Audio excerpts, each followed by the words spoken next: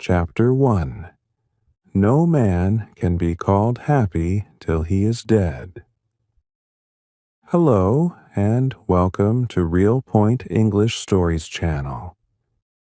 Today, I am going to tell you a story that is different. It is a story that will make you think deeply. The title of this story is No Man Can Be Called Happy Till He Is Dead. What does this mean? I will take you on a journey where we will explore life, happiness, and how things change in ways we never expect. It was a warm summer evening. I sat by the window watching the sunset. The sky was painted in orange and pink, and everything seemed calm. But my mind was not at peace. A strange thought had taken over me. I kept thinking about life. What makes us truly happy? Is it money? Is it love? Is it success? Or is there something more? I had recently heard an old saying, "No man can be called happy till he is dead." It sounded dark, even scary, but also mysterious. What did it mean? I couldn't stop wondering. That night I couldn't sleep. The phrase kept spinning in my head. So I decided to go out for a walk to clear my mind. As I stepped out, the cool breeze touched my face and I felt a little better. The streets were quiet, and the only sound was my footsteps. I walked and walked, without knowing where I was going. Soon I found myself in front of an old house. It looked abandoned, with the tall grass around it and broken windows. Something about the house caught my attention. I felt a strange pull, like I was meant to be there. Without thinking, I walked towards it. As I reached the door, I hesitated. What if someone was inside? But my curiosity was stronger. Slowly, I pushed the door open. The inside was dark and dusty. It looked like no one had lived there for years. But then, I saw something that sent a chill down my spine. In the corner of the room, there was a painting. It was a portrait of a man. His face looked familiar, but I couldn't remember where I had seen him before. His eyes seemed to follow me as I moved closer. And then I noticed something strange. Below the painting, there were words written in old, faded letters. It said, "No man can be called happy till he is dead." I froze. The same words that had haunted me all night were now in front of me, in this forgotten house. Who was this man in the painting? And why were those words written below his portrait? I had so many questions, but no answers. Suddenly, I heard a creak behind me. I turned around quickly, but there was no one there. The room felt colder now, and I felt like I was being watched. My heart started racing. I wanted to leave, but something inside me told me to stay. Maybe this was my chance to understand the meaning behind those words. I took a deep breath and decided to explore the house further. As I walked down the hallway, I noticed old photographs on the walls. They were pictures of the same man from the painting. In some, he was young and happy, laughing with friends. In others, he looked older, more serious, like life had taken something from him. One photograph caught my eye. It showed the man standing in front of a large, grand building. He looked proud, like he had achieved something great. But his eyes, even in the photo, seemed sad. I stared at it for a long time, trying to figure out what was going on in his mind. Then I heard a voice. It was faint, almost like a whisper, but I was sure I heard it. He was not happy, the voice said. I spun around, but again, no one was there. Was my mind playing tricks on me? Or was there something more going on in this house?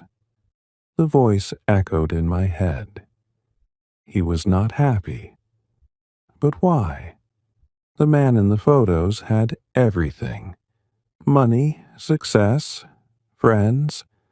What could have made him unhappy? I felt a strange connection to this man.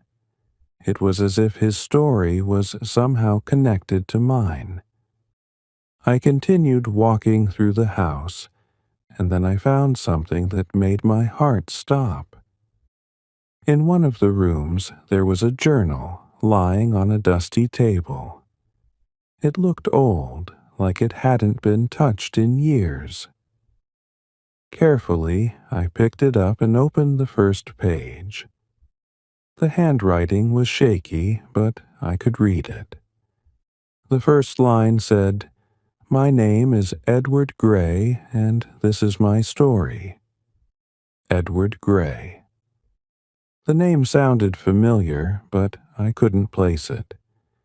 As I turned the pages, I realized this journal was written by the man in the painting. This was his story, and maybe, just maybe, it would explain everything. Edward Gray was a successful man. He had built a huge company from the ground up, and people admired him. He had money, power, and respect. But as I read further, I realized something shocking. Despite all his success, Edward was deeply unhappy. He felt empty inside, like something was missing from his life. He had everything, yet he had nothing. In his journal, Edward wrote about how he thought happiness came from success. He believed that once he became rich and powerful, he would feel fulfilled. But as the years went by, he realized that money couldn't buy true happiness. He was lonely. His friends only cared about his wealth, and his family had drifted away. Edward's journal was filled with sadness. He talked about how he regretted not spending time with his loved ones, how he wished he had lived a simpler life.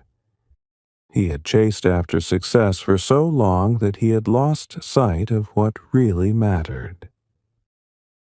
As I read Edward's story, I felt a deep connection to him. In many ways, I was just like him. I had always believed that happiness came from achieving big things, from reaching the top. But now, standing in this old, abandoned house, I realized that happiness was something much deeper. It wasn't about how much money you had, or how successful you were. It was about the small moments, the time you spent with loved ones, the joy of simple pleasures, and the peace of mind that came from living a good, honest life. Edward's story didn't end well. He died alone, with nothing but regrets. And now I understood the meaning of the phrase, "No man can be called happy till he is dead." It wasn't about death. It was about how you live your life. You can't say you're truly happy until you've lived a life without regrets, until you've made peace with yourself and the people around you. As I closed the journal, I felt a sense of calm wash over me. Edward's story had taught me something important.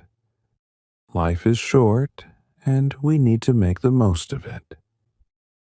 Happiness isn't something you find at the end of your journey. It's something you create every day with the choices you make and the way you live your life. I left the old house that night with a new understanding. The sunset had long gone, and the night was dark, but I didn't feel afraid anymore. I felt hopeful, ready to live my life with purpose and meaning. And maybe, just maybe, when my time comes, I can look back and say that I was truly happy. Chapter 2: The Beginning of a New Journey. As the days passed after my encounter with Edward Gray's story, I couldn't shake the feeling that something had changed within me. It was as though a light had been turned on, showing me parts of my life that I had been too busy to see before. Edward's regrets echoed in my mind, and I didn't want to end up like him, successful but empty, respected by many but understood by none. The morning after I left the old house, I sat at my kitchen table, staring out the window. The world outside was the same as always. Cars honking, people rushing to work, the sky growing brighter as the sun rose higher. But I felt different. There was a new sense of urgency in me, a need to rethink the way I was living. I picked up my phone and scrolled through the endless stream of messages and emails. There was work to be done, meetings to attend, deadlines to meet. My job had always been my top priority. I had spent years climbing the corporate ladder, thinking that success was the key to happiness. But now, I wasn't so sure. I decided to take a break from work for the day and go for a walk in the park. As I walked along the path, I couldn't help but notice the small things I had ignored for so long. The sound of birds singing, the way the leaves rustled in the wind, the soft crunch of gravel under my shoes. It felt good to slow down, to appreciate the world around me. I found a bench under a large oak tree and sat down. I took out a notebook and started writing. Not emails or reports, but thoughts. Thoughts about life, happiness, and what it all meant. I thought about Edward Gray and the lessons his life had taught me. He had chased after success, but in the end, it hadn't brought him the happiness he thought it would. As I wrote, I realized that I had been living my life the same way. I had always believed that happiness was something I could achieve once I reached a certain level of success. But what if I was wrong? What if happiness wasn't a destination, but a journey? What if it was about the choices we make every day, the moments we create, and the people we share them with? I closed my notebook and took a deep breath. It was time to make some changes. The next day, I made a decision. I walked into my boss's office and asked for a meeting. My boss, a sharp woman in her mid-50s, looked up from her computer with a raised eyebrow. "What's on your mind?" she asked, her tone neutral but curious. "I need to talk to you about my job," I said, my heart racing. I've been doing some thinking, and I realized that I've been focusing on the wrong things. I've been chasing after success, but I'm not happy. I want to make some changes in my life, and that includes my work. She leaned back in her chair, folding her arms across her chest. What kind of changes? I want to focus on projects that bring value to people, I said. I don't just want to work for the sake of making money or getting promotions. I want to do something meaningful. I know it sounds cliché, but I want to make a difference. For a moment, there was silence. I could feel my palms sweating as I waited for her response. Finally, she smiled. I get it, she said. I really do. I've been where you are now, and it's not easy to realize that success doesn't always mean happiness. If you want to make changes, we can talk about it. Let's figure out a way for you to feel more fulfilled in your work. I left the office feeling lighter than I had in years. It wasn't going to be easy, but I had taken the first step. I was finally taking control of my life, steering it in a direction that felt right for me. That evening, I called my best friend Sarah. She had always been there for me, even when I was too busy with work to keep in touch. We met at a coffee shop, and as I sipped my latte, I told her everything that had happened. I'm proud of you, Sarah said, smiling. It takes a lot of courage to admit that you're not happy and to actually do something about it. Most people just keep going, hoping things will get better on their own. I guess I just realized that life is too short to waste on things that don't make you happy, I said. I don't want to end up like Edward Gray, full of regrets. Sarah nodded thoughtfully. You know, I've been thinking about making some changes too. I've been stuck in my job for years, but I've always wanted to travel, to see the world. Maybe now's the time to finally do it. We talked for hours, sharing our hopes and dreams, and for the first time in a long time, I felt truly connected to someone. It was moments like this that I had been missing in my life. The simple joy of being with a friend, of talking about things that really mattered. The next few weeks were a time of reflection and growth. I started paying more attention to the little things that brought me joy, spending time with family, going for walks in nature, reading books that inspired me. I also started volunteering at a local community center, helping kids with their homework and organizing events. It felt good to give back, to do something that wasn't just about me. I also started to focus on my language skills.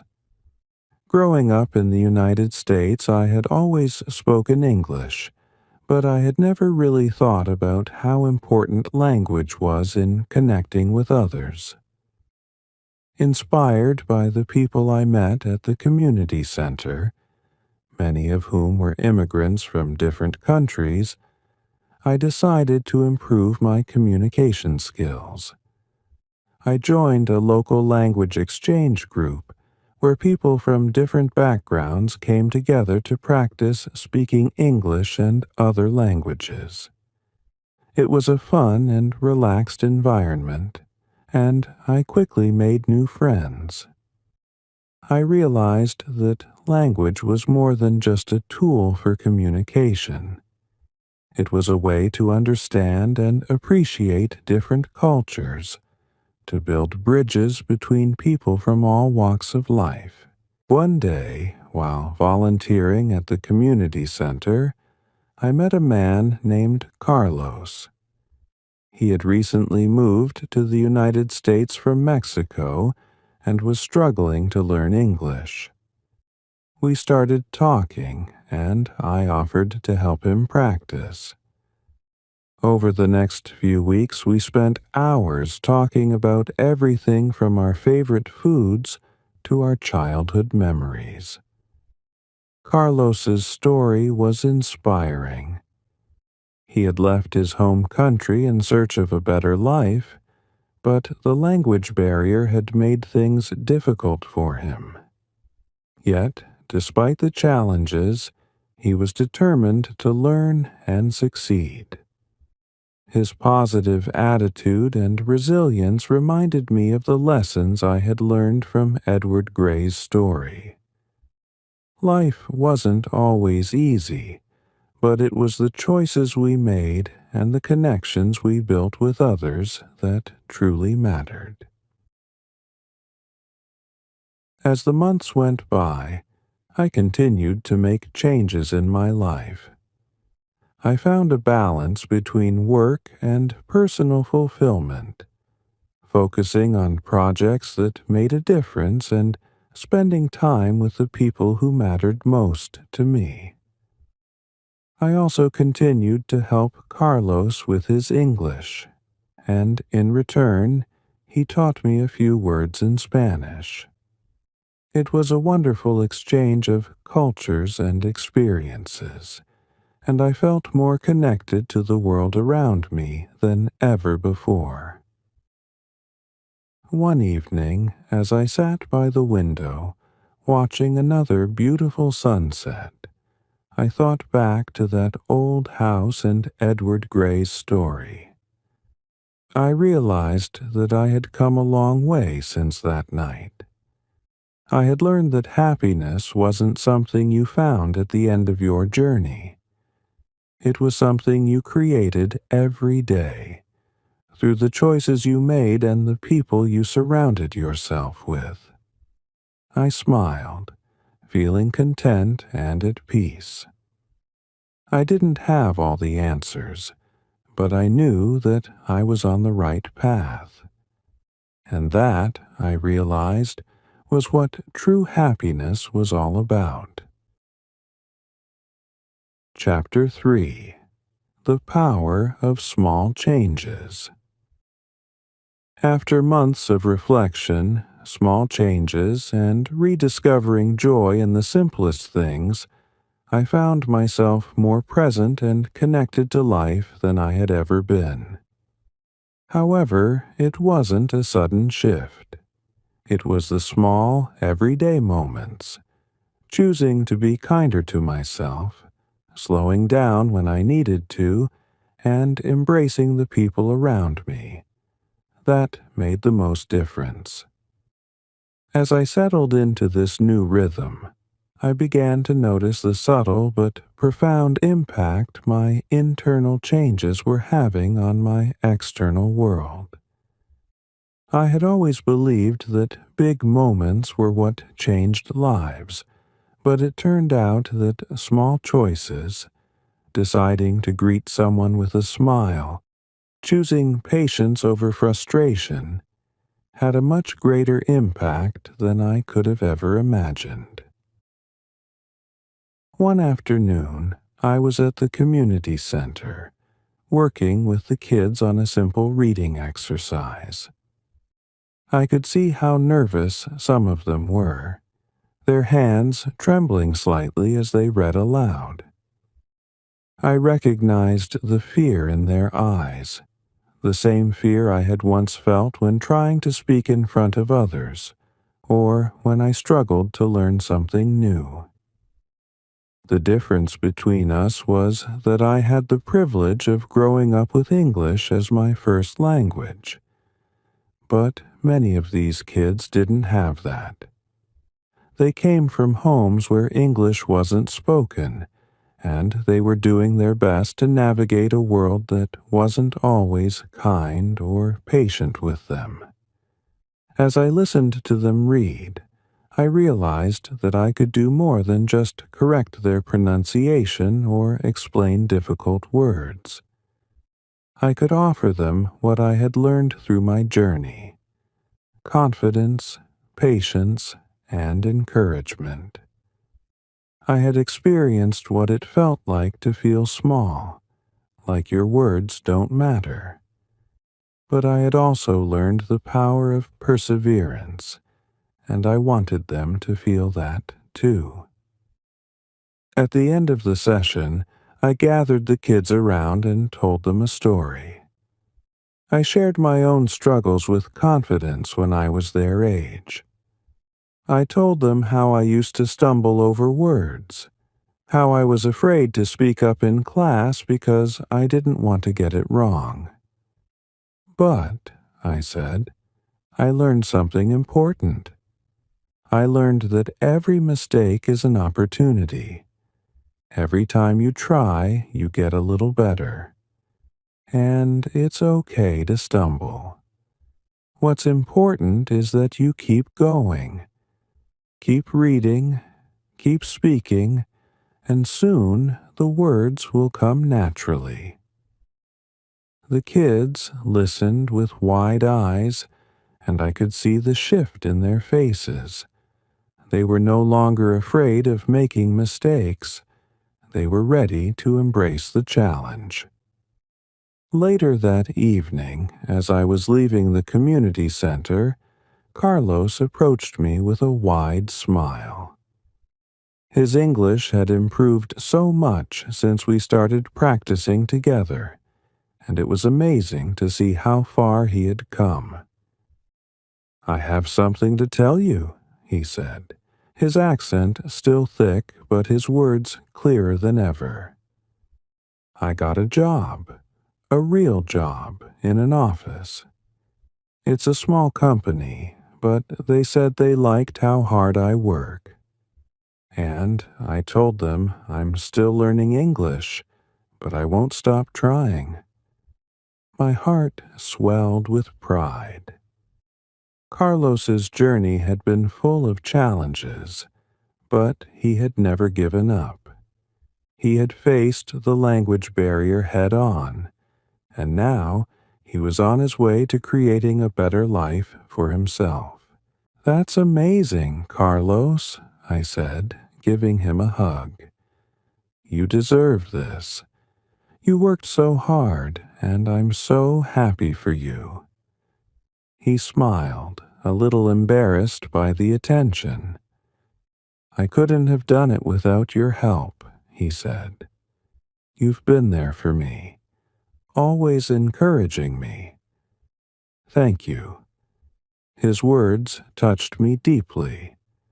I had helped Carlos, yes, but in truth, he had helped me just as much. Through our conversations and lessons, he had shown me the importance of community and perseverance. He reminded me that learning and growing is a lifelong process, and that we're all in it together. The weeks passed, and I continued to make changes, both big and small, in my life.